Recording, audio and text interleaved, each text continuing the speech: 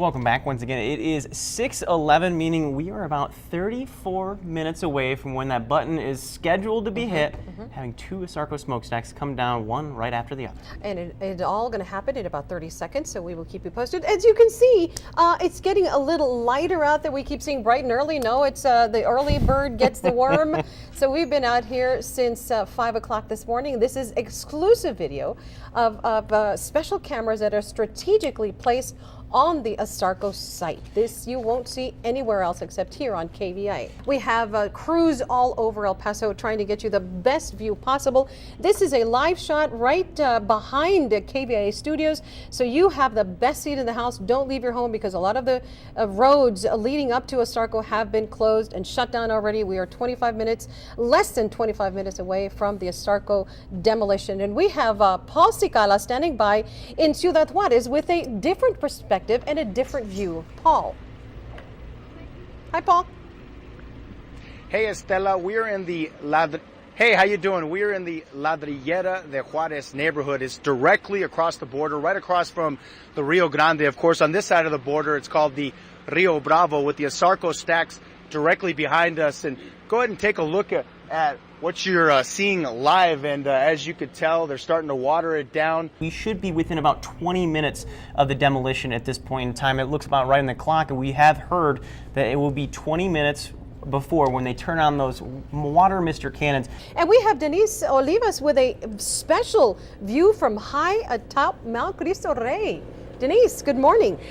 Good morning, Matt and Estela. We are atop Mount Cristo Rey, New Mexico, and as we said, we've got you covered from everywhere. We've got you south of the border. Now we're coming to you from Sunland Park, New Mexico. And, you know, as we got up here, it was still really dark. You could almost just see the silhouette of Asarco, but now with the sun starting to come out, you can see it a little bit more. And we're actually just a little bit above the Asarco smokestacks. We have ABC7's Rick Cabrera out live.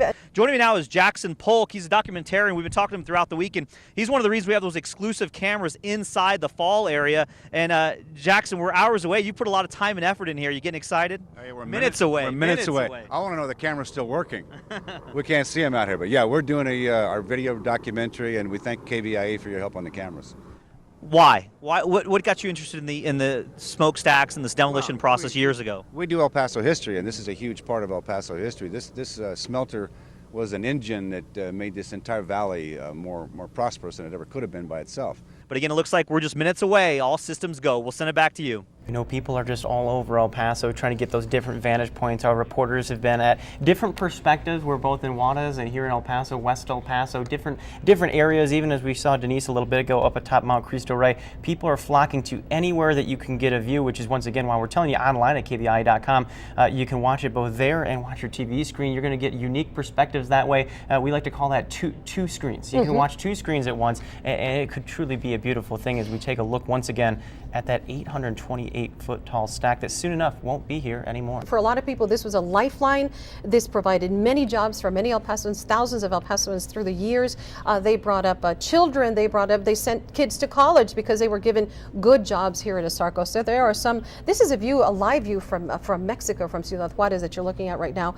And for some other people, it can only be a memory of ill health. So you know, there's people on both sides of the issue. Some are going to be real happy to see those smokestacks go, and others are not going to be very happy. And we want to point out we're doing this demolition weekend, so this is the first of two major things happening here this weekend. But the key difference is City Hall will be an implosion. This is an explosion. I know that a lot of you are watching at home. We appreciate you staying with us since 5 o'clock. We've been broadcasting live from KVIA on air and online since 5 o'clock this morning, and the excitement is building because we are about to see an historic moment in El Paso and be a part of it.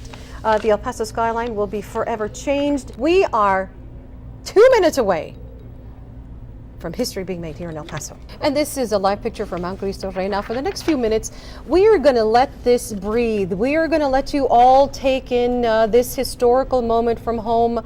You will not hear us talking over all of this because we want you all to take it in and feel that excitement, that emotion. This is going to change people. We just heard a loud boom, and here it comes.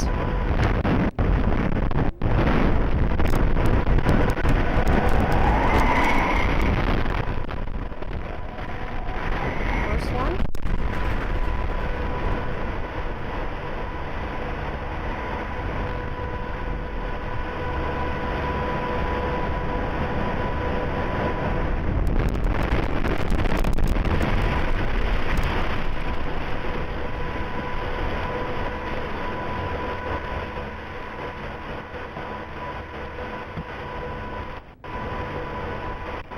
Wow.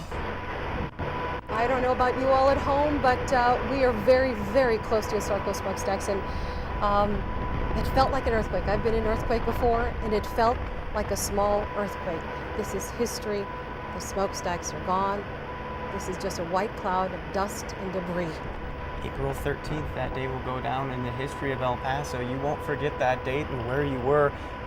Here at the studio, we actually felt the shake, but it wasn't just that physical shake, but that emotional one, because this was a monumental day in El Paso's history.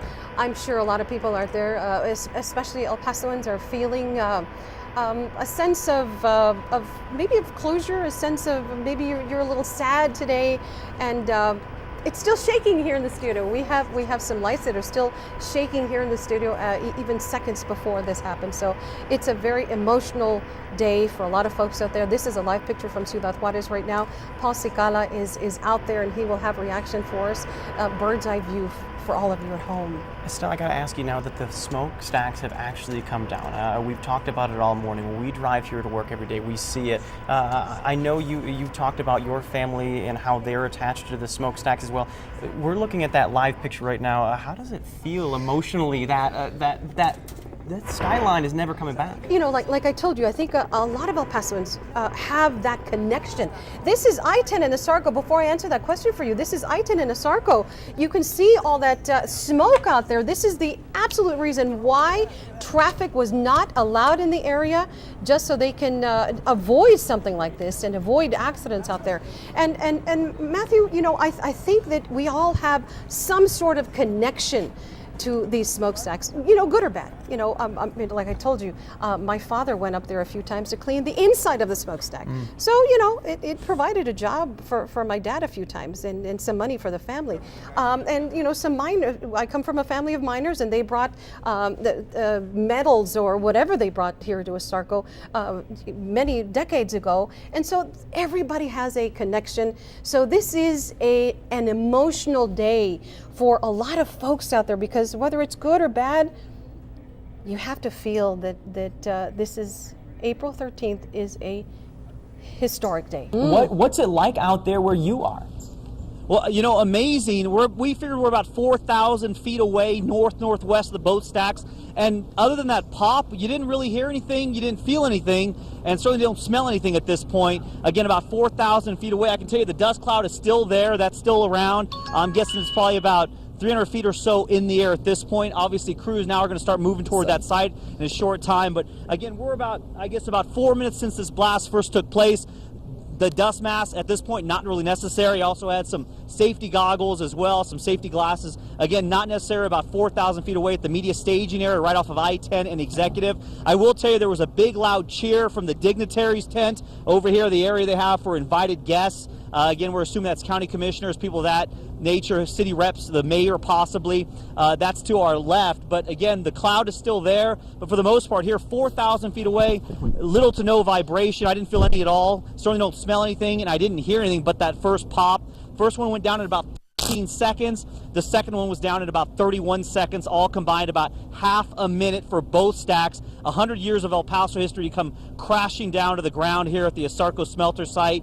And again, as Trustee Roberto Puga told us, this is really just the halfway point. Still a lot of steps to go through before this site is ready to be sold and moved on. But again, just about 4,000 feet away, nothing other than some dust at this point, and none of it's reached us for the most part. It's moving toward the northeast, the way the actual towers fell, but you can see it's already starting to get a little clearer out there, not quite as bad as it was when that initial blast took place. This is a unique perspective this morning, as we're the only ones that can show you. Just watch as this takes over, just blacks out the camera with all of that dust. We're going to toss it out to Maria Garcia, and she has been out there with a family of several people who have worked at Asarco over the years. Maria, do you still have that same family, or who are we going to talk to out there this morning?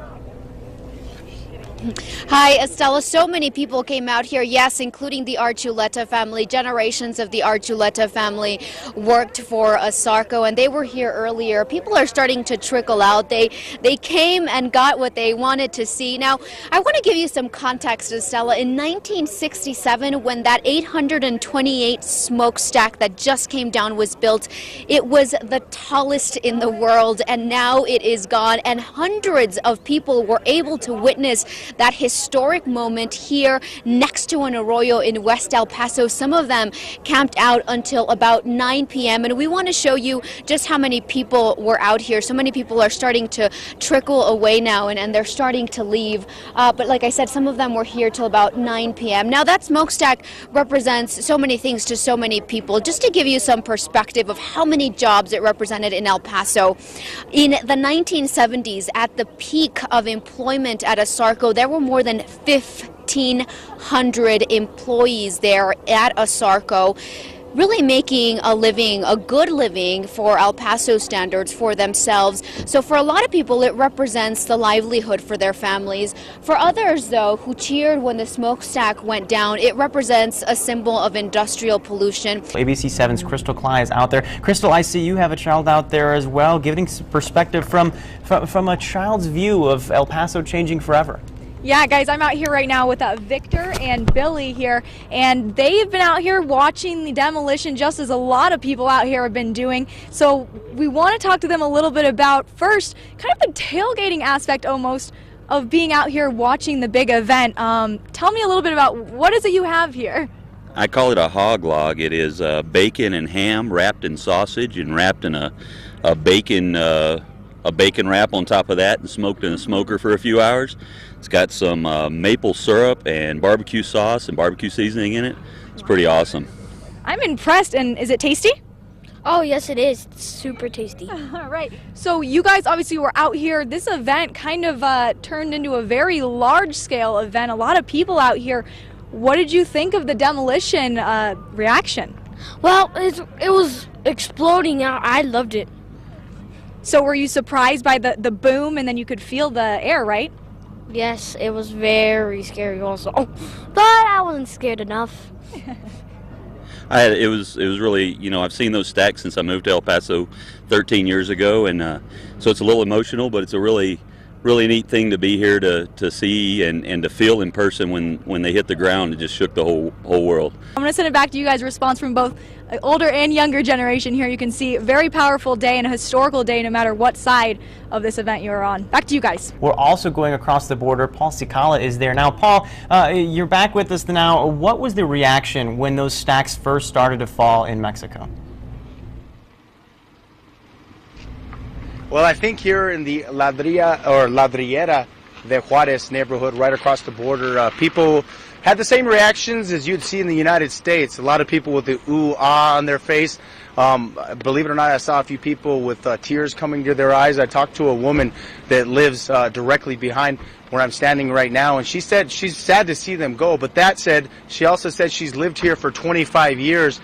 And in a sense, this community here is scarred as well, because she feels like because of contamination in the past, because the ASARCO towers emitted so much into the air, and it would get into this neighborhood and such, she feels like one day she fears that she will have health problems. So it was kind of, a positive and a negative in the sense that people embraced it, though. This area is officially called the Ladrilleras de Juarez neighborhood. However, people here say they simply refer to it as ASARCO, and they're going to miss that. And thank you all for communicating with us. We've gotten some Facebook comments that we'd like to share with you all. Here's one from Deborah McCarthy Cervantes, and she actually wrote that she's all the way out in Indiana. This is via our Facebook page, but she saw it on network. Somebody had picked up some feed, and they were watching it from out there, and as a result, they said that this is going to be a monumental day for them. And all the way from Indiana now, our coverage is being viewed by people all across the country. That's right, that have ties to El Paso. Hey, we'll be right back. Stay with us. A look back at how the skyline of El Paso has already changed. We take you inside the demolition of ASARCO. It's all the news that you need to start your Sunday, April 14th, 2013. ABC 7's Good Morning El Paso Weekend starts now. Live, where news comes first. From the Mesilla Valley and Las Cruces to El Paso and the borderland, this is ABC7's top-rated morning news. Good morning, El Paso. Sunday? Weekend. On a normal Sunday, many would be tucked in their beds, and probably a lot of you still are. And this morning, again, a much different picture. We are now counting down the hours until City Hall is brought to the ground. Good morning, everyone, and thank you for joining us on this special edition of Good Morning El Paso Weekend. I'm Estela Casas. And I'm Matthew Smith, and we are continuing our extended coverage of Demolition Weekend this morning. Rick Cabrera is live in the field. We also have reporters dispatched throughout downtown giving you a unique perspective that only ABC7 can give you. Good morning once again, Estella and Matt. Yes, I'm out here in downtown El Paso. You know, it took me 40 years to see my first ever demolition. This time it's going to take me about 26 hours to see my second. I think there's a trend starting here. Let's hope this doesn't continue. But again, we're out here in the media staging area. Actually, I'm on Franklin between Oregon and El Paso near Cleveland Square. And what's happened here is they haven't closed the road down. So if any point you see a car coming up me, up from behind me, please let me know, because there's a chance I could get hit, because we're still, actually, they haven't closed off this exclusion area just yet. In fact, the command center is doing it as we speak. We want to keep an eye, though, on the wind situation because it will affect the dust. That's why we're bringing in ABC7's Crystal Clyde right now. Morning, Crystal. Matt, Estella, good morning. I'm out at Tom Lee Park right now. The sun's just starting to come up, and as you guys said, wind's somewhat important this morning, but we have talked with CDI, which is the company that's involved with this demolition, and they said winds will not have a max amount that will stop that demolition from occurring. The only thing that would stop the demolition from occurring this morning would be a thunderstorm passing through, and we are not forecasting a thunderstorm this morning. As you guys can tell behind me, mostly clear conditions as we're kicking off the morning here. ABC7's Ashley Rodriguez takes a look back on the series of events that brought us to this historic day.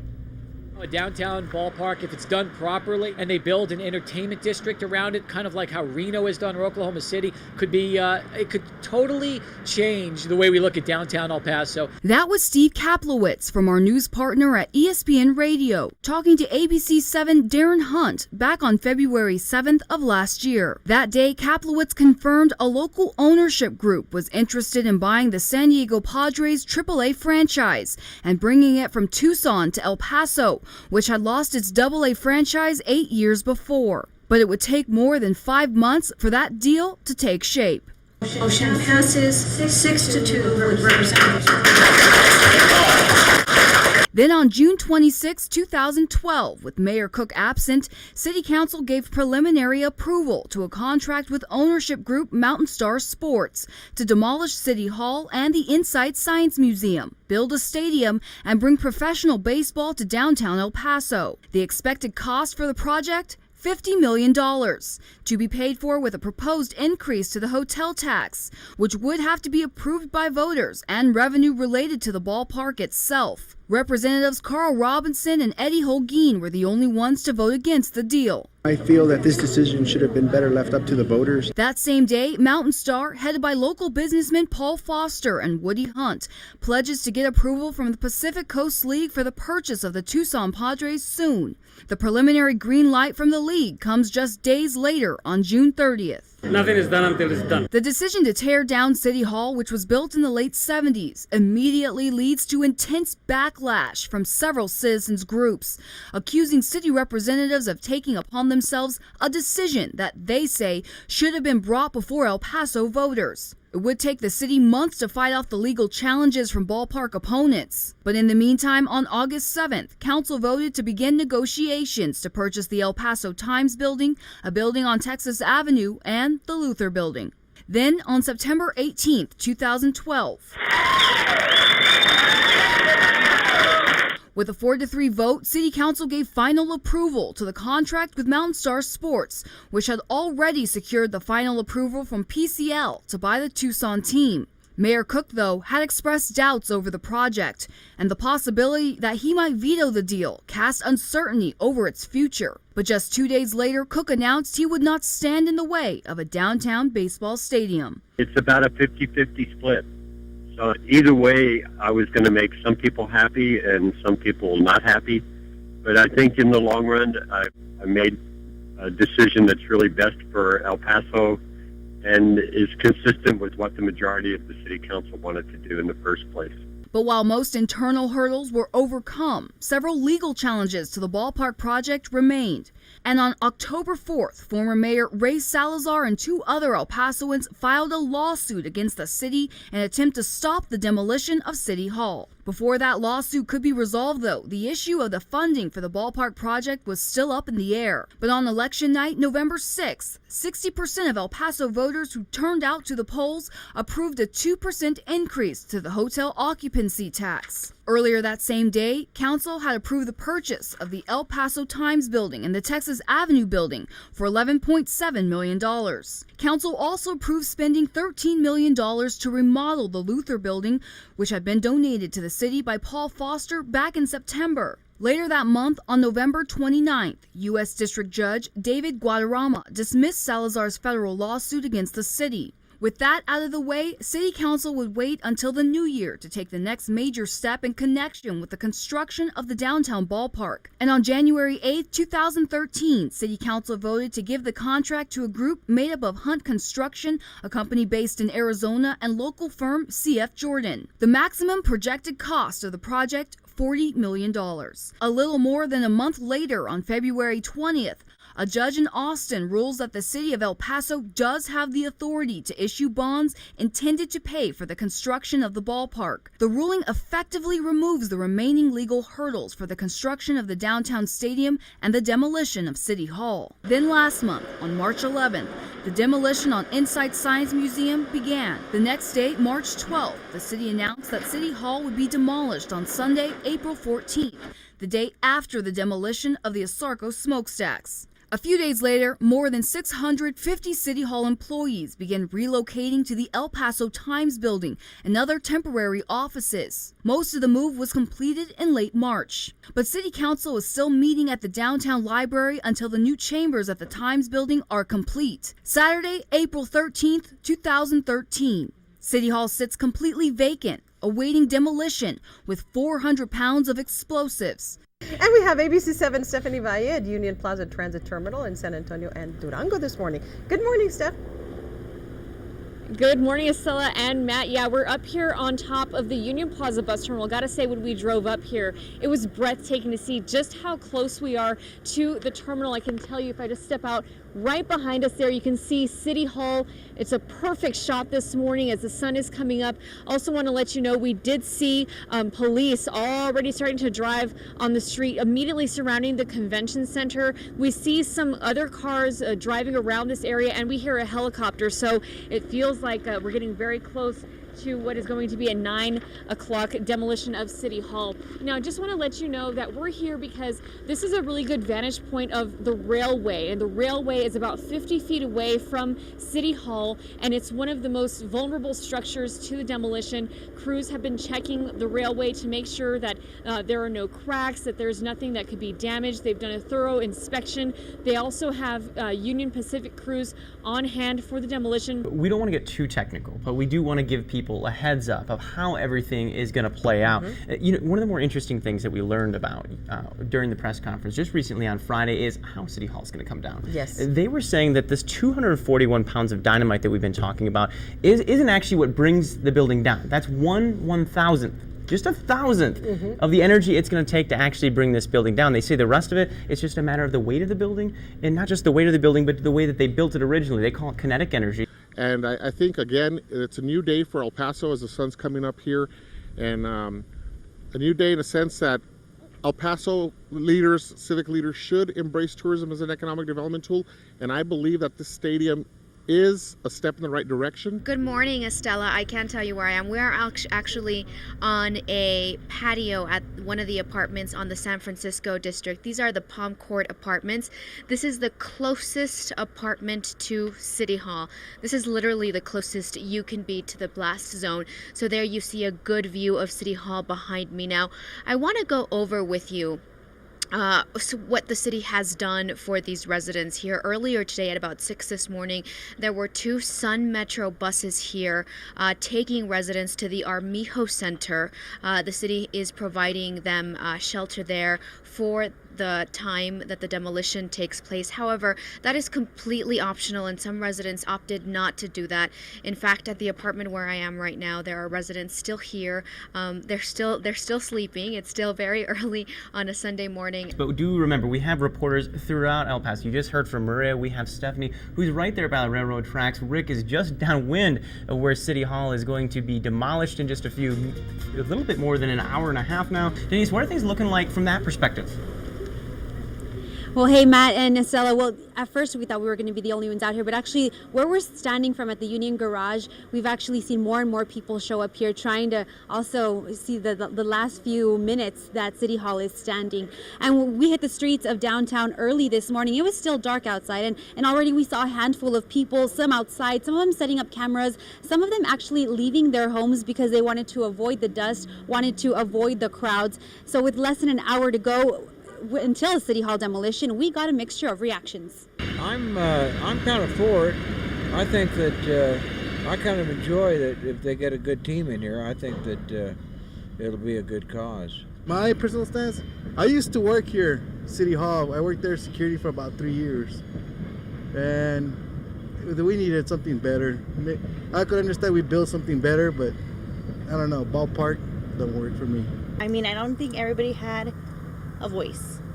I just don't think it was fair. Good about 50 to 60 people all looking out over the garage, trying to get a glimpse, taking pictures, many of them with their own tripods and cameras and video cameras. And so they're all trying to get the shows. You can see people already focusing their cameras to make sure they're watching when City Hall is demolished. And of course, we'll be talking to them for their reaction once the building does go down. But for now, we're live at downtown El Paso. Denise Olivas, ABC 7. And we were also talking to city council members. Emma Costa is going to join us in studio this morning.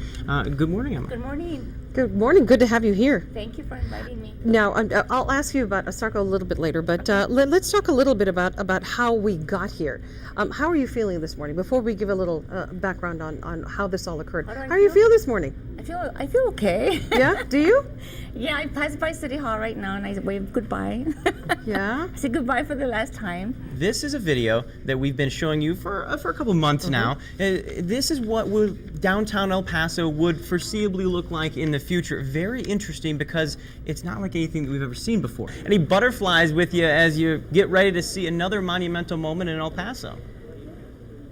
I did start getting butterflies when I realized that the wind was blowing in our direction, so I pulled out my mask. I have my safety goggles. I am all ready for lots of City Hall to fall right in my face. And you're seeing a live picture from the crowd starting together in downtown El Paso. Now, obviously, they are beyond that exclusion zone in downtown El Paso. This is only on ABC 7. We're bringing you this perspective from the air on the demolition of City Hall. But stand by. We're going to let you watch and experience this.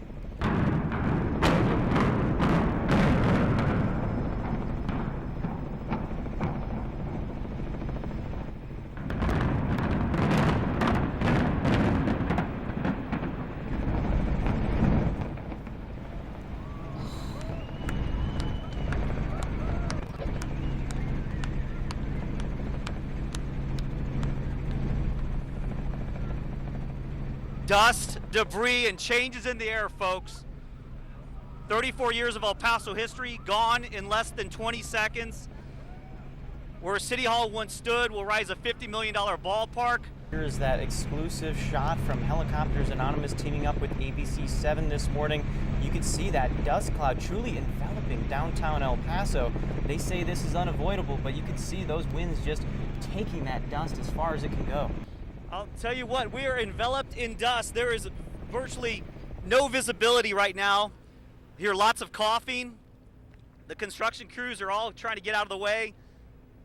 Our camera covered in dust and debris at this point. I can tell you there is a good amount of dust all over us. Our cameraman is covered in dust.